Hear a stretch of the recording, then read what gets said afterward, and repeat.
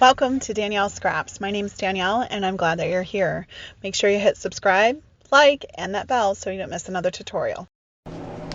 Welcome to another inspiration, collaboration, design team video. Today we're working with Sale-A-Bration products. Enjoy!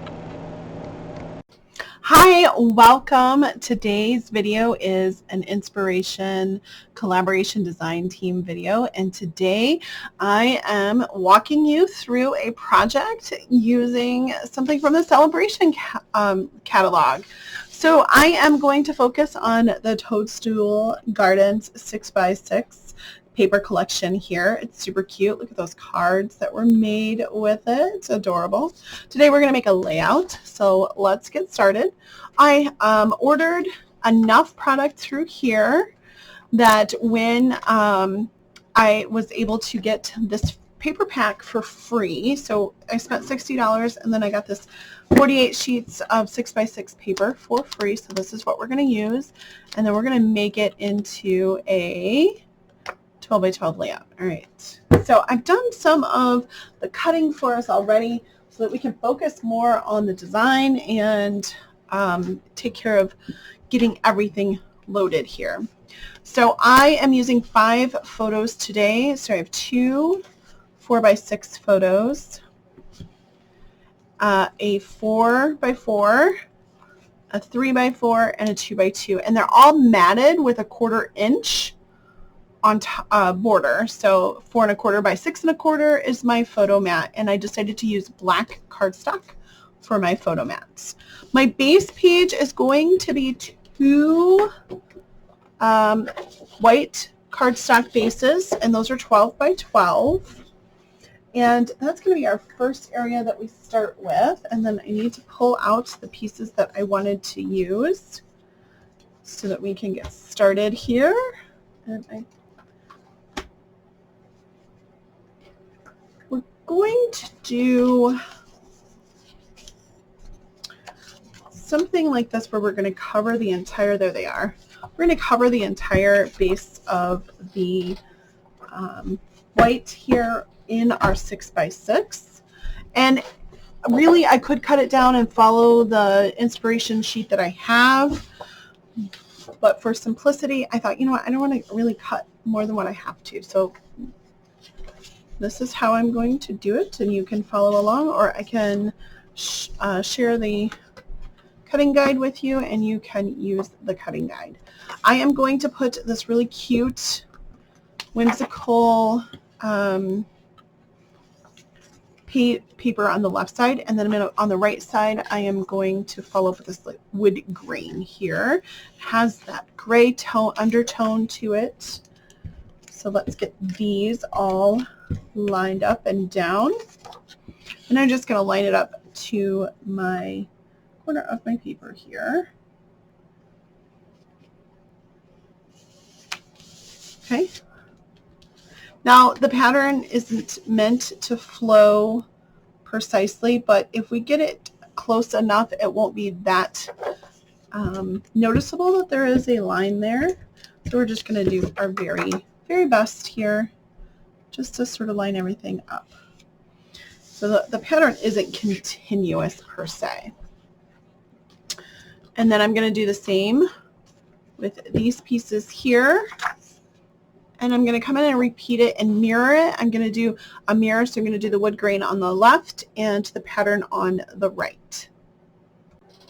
Okay, so your papers should look like this. They should mirror each other, all right?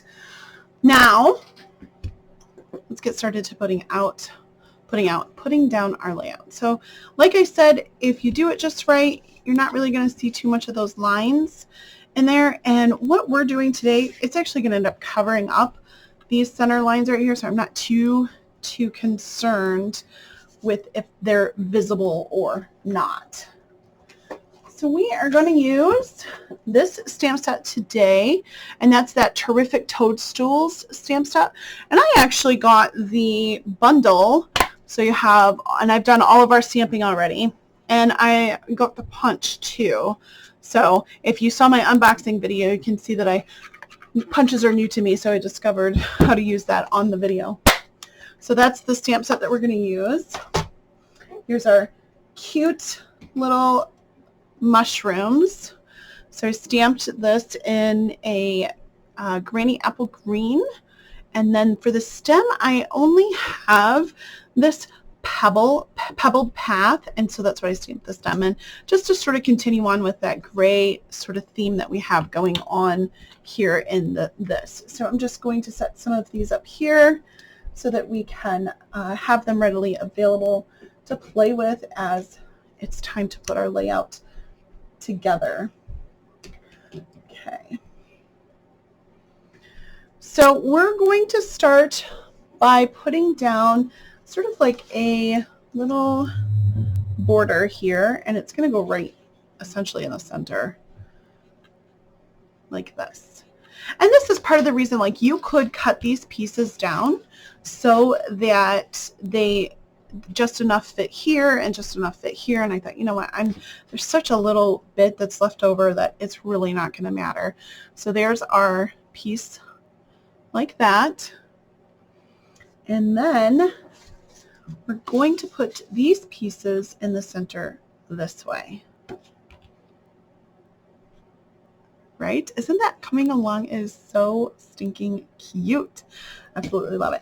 Now, I wanted to have a little bit more pattern in here. So what I did is I went ahead and did cut a few of these down just so that they can go through here. I really liked this pattern and I wanted to put it on in some fashion.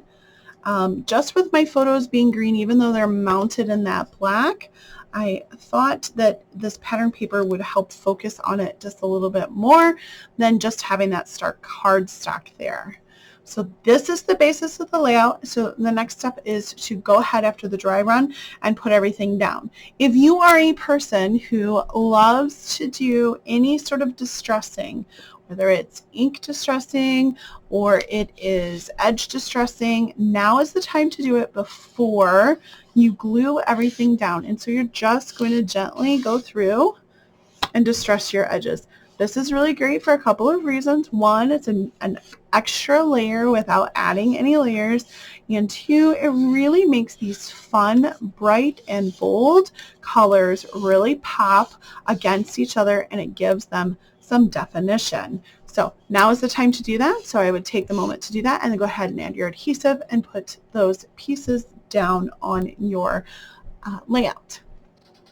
Okay, so once we have all of our pieces down, you know, this beautiful pink is going to go right here in the center, and then this you're just going to have about 2 inches from the bottom.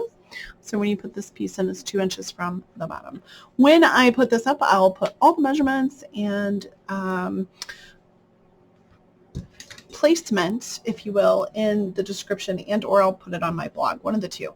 Okay, so now I have this really awesome base here, and I am going to get this so that we can get ready to assemble everything on here. So I have these really cute mushrooms that are already pre-cut like I showed you earlier, so we'll be adding these on next. Okay, so we've got our distressing down, we've got all of our pieces in play here, and so the next thing that I want to do is I want to add a title in. And I've already pre-cut that title from the espresso cardstock, and they are those little beautiful letters from the annual catalog, and they're so adorable. I just can't find them right now.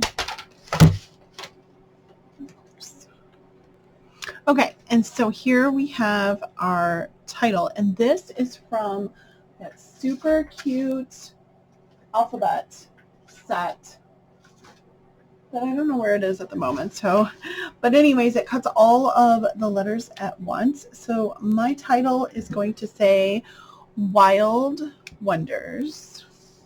So let's just work on one side at a time here. And I really like it. It cuts the entire alphabet all at one time. This die set does. It's found in the annual catalog. I saw it in the Sale-A-Bration catalog, and I thought, oh my goodness, I totally need to see this. how did I miss this in the annual? And I did, I missed it. It wasn't like a big, huge focal point. But I love them. They're super cute. It's just easy. You can just grab scraps, like literally 3.5 by maybe 6 is what it fits. And you have the whole alphabet in a singular color just like that. Wild Wonders is what my title is. Look how cute that is. And they go on so nicely. We'll just use a little dab of our multi-liquid to put them on once we figure out where our placement is for them. Isn't that cute? Now, make sure that in the description below you click the playlist for all of the other design team members who are also creating with the awesome collection from Sale-A-Bration. Now, one of the things that we could really do is we could take some Granny Apple green ink and just do a little bit of blending on the background to sort of make this pop a little bit, or we can take some dimensionals and pop those letters up that way. So those are two options for you. I know that for sure I would like to have one of my little mushrooms pop in underneath some of them, and I think that makes it peek out enough on its own. My main focal point picture on this side will probably sit about right here, and then I just have this really cute yellow flower that I wanted to add in, and so I think he will rest here. So I'm going to go ahead and adhere those down, and then we'll move on to the right side. So I'm on my last letter here, and I am just putting it down, and that's how I got all of those little letters down there. Look how cute this title turned out. Wild Wonders. Isn't that neat? So let's go ahead and put some of the placement down on our photos here. So we just need a little bit of adhesive. I'm really focusing on the corners, and then once this is in my page protector, I should be okay. When I put this down, I want to put it so that I am seeing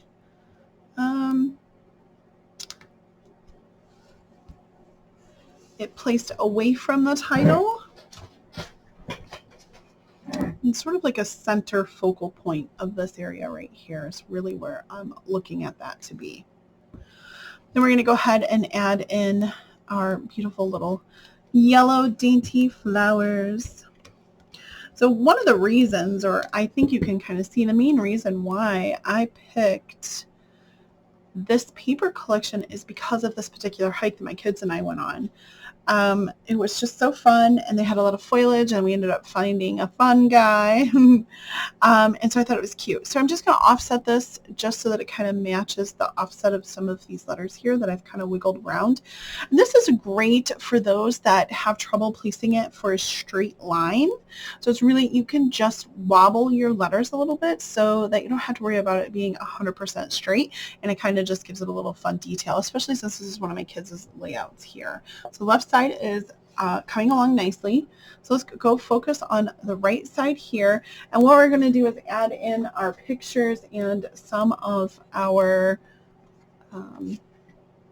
beautiful little mushrooms over there. All right, so when we add in this 4x4 photo that's mounted on a 4 1/4 by 4 1/4, we're going to do it so that it's touching some of the wood grain up here and a little bit down here in our green foliage paper here. There we go. And then we're just going to mount in our little mushroom down here so that there's a little bit of gap between the two. And this doesn't need to be like all the way down to the bottom, but I think that looks relatively good. And then our main second focal point picture is going to go right about here.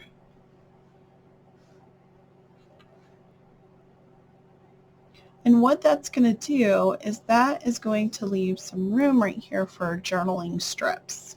So I like to take my journaling strips and just cut white cardstock in strips and then just journal there. So that's what we'll do for this part. Before we get that far, we're going to come in and add in some little toadstools here to sort of enhance, if I can get them to play nice with me. I'm going to put these guys right over here. I think they'll be cute right there. Let's see. And let's bring in, before we really put anything down per se, let's go ahead and bring this left side back in just so that we can find that triangle. I always like to have, you know, the visual triangle. So for this side right here, I see that I have it here, here, and here. So I've got this main focal point here, my children here, and then my title over here. And when I bring this in as one big, large piece here, right? So now we need a focal point, and right now everything is going straight across. So I kind of want to move things around so that that's not so much the case. So let's take some of our toadstools and maybe bring them up here like so. So now this brings us here and then back down here and then back across over to our title. So now we have that nice triangle motion there. So that's something I always try to look for when I do any of my layouts like this. So I'm just going to add a little bit of liquid adhesive on that guy right there, and then same over here, and then these ones I'm going to pop them up with some dimensionals. I think that will be, it calls for some dimensionals, and I'm going to grab some of those strips to go ahead and put down our. Okay, so I've got my strips here, and let me just take this release paper off so that I can add in extra bit here, and it just pops it up just enough. So there's a little bit of dimension in there, hence dimensionals. I'm going to take this one down just a little bit there. Super cute. Okay, here are the strips. These are just cut at 1/4 inch. These are cut at 4. Let me pictures 4, so I just sort of wanted to fit in the frame of that there. So that's why it is cut like that. And before I put them down, I'm just going to go ahead and follow that theme of distressing the edges like I did with the rest of the paper. And then I can go ahead and put it down and add my journaling, where we were, who was all with us, how long it took us to do the hike, so the things that we saw in there, some just general cliff notes, if you will.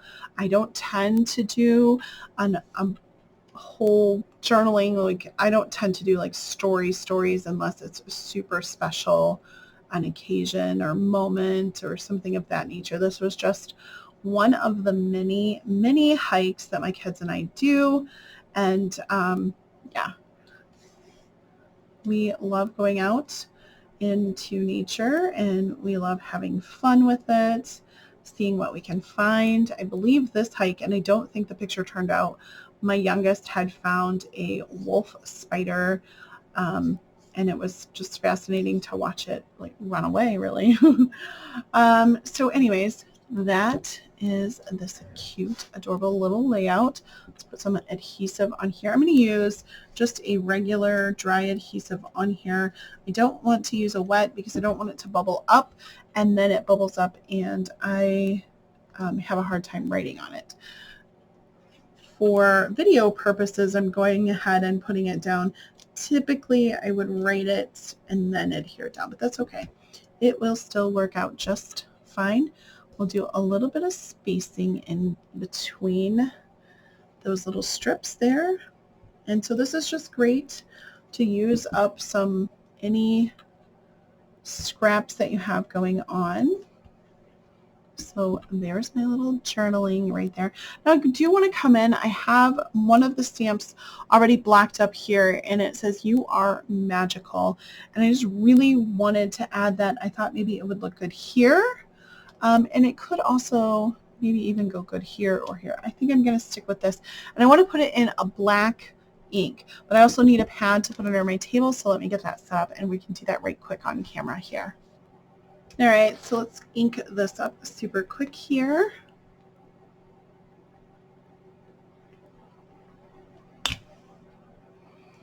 And it says "You are magical."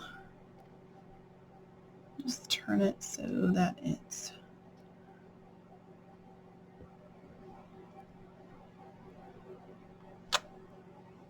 ooh, that's so cute.